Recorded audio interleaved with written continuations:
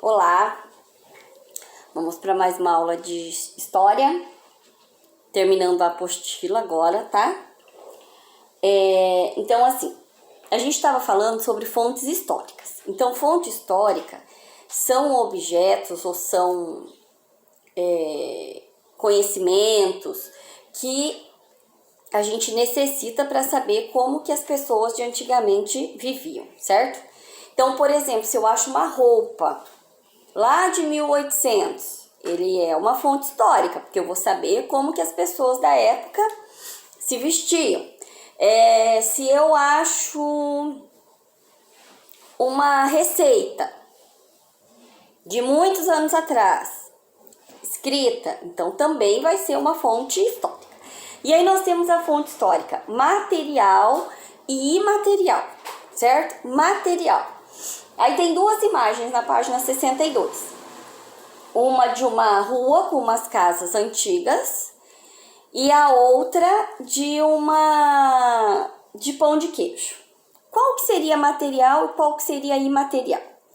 Material é a rua com a casa, com a estrutura antiga, é o material. E o imaterial é o pão de queijo, certo? Então, assim, o imaterial, ele vai ser cultura, coisas que é passado de geração a geração, uma dança, uma receita, ele vai ser imaterial. Aí tem aqui na apostila. E aí nós temos uma coisa chamada patrimônio histórico. O centro de Cuiabá, por exemplo, vamos falar da nossa região, ele é um patrimônio histórico. Por quê?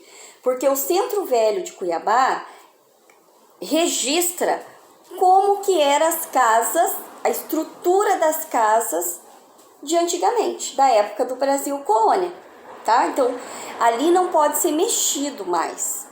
Eles podem reformar, restaurar, que é falado, vão restaurar os lugares e tudo mais, mas eu não posso simplesmente sair quebrando parede e construir um prédio ali hiper mega moderno. Não posso fazer isso, tá? Ele tem que permanecer da forma que está. Então isso é um patrimônio histórico, é uma coisa que é para gerações e gerações ver como que era antigamente. Então tá aqui.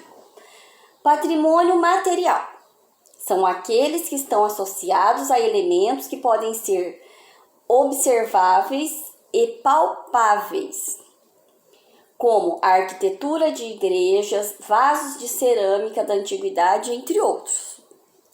Patrimônio imaterial são aqueles que não são palpáveis e que geralmente são passados de tradição oral e de geração a geração. Então, assim, uma receita, igual tá ali o pão de queijo. Mas eu pego o pão de queijo.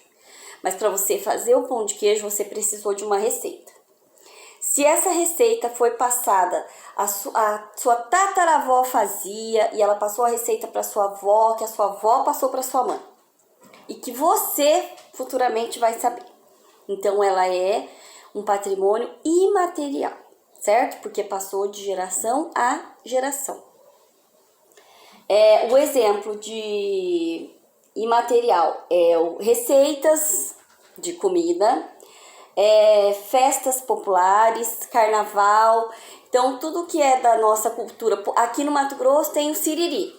Então, o siriri, ele vai ser um patrimônio imaterial, tá? Aí tem as atividades. Número 12. Sobre os patrimônios humanos, assinale a alternativa correta. Letra A. Os patrimônios nunca mudam, permanecem sempre a mesmo, são, portanto, estáticos. Eles permanecem sempre o mesmo, são estáticos, nunca muda. Então, quer dizer que eu nunca vou restaurar e ele nunca vai estragar? É isso que acontece? Não é, né? Então, essa é errada. Os patrimônios são passados de geração a geração e dão identidade a um povo. Ele é passado de geração a geração? E a partir daquilo ali eu sei como eles viveram? Sim ou não? E aí? Sim, né? Então, essa vai ser a resposta correta. 13. Cite 2 exemplos de patrimônio material e 2 de imaterial. Então, assim, o que eu posso citar de material? Eu posso citar um vaso, eu posso citar uma casa antiga, eu posso citar, por exemplo, Machu Picchu, que é toda uma cidade, uma construção muito antiga. E o imaterial? O imaterial eu posso citar uma receita, uma dança, tá? A 14. A 14 já é revise o que aprendeu. Então, vocês vão voltar lá desde o começo. Qual a importância da tradição oral para a preservação do patrimônio? A fala, qual que é a importância? Ela permite que os ensinamentos sejam transmitidos de geração a geração, certo? E assim dá continuidade ao conhecimento. 15. Qual a função das narrações míticas para a cultura indígena? Lembra que a cultura indígena ela tem todo o miticismo, que é o mito, tá?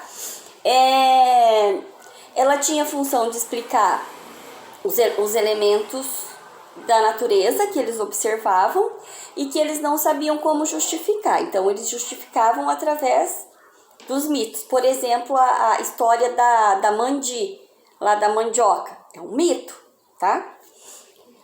16. Sobre a escrita é correto afirmar. E aí? O que é correto afirmar da escrita?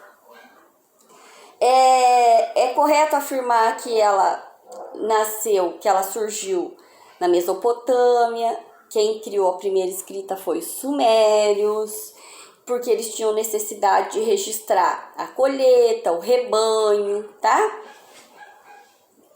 E aí, a 17, qual a importância da fonte histórica e do trabalho do historiador? Qual que é a importância da fonte histórica? Através da fonte histórica, nós sabemos como as pessoas viviam ou viveram. E o historiador, ele faz esse papel de reconstruir o passado, tá? Então, terminamos a apostila de história. E aí, a semana que vem, nós começaremos a apostila nova, tá? Beijo!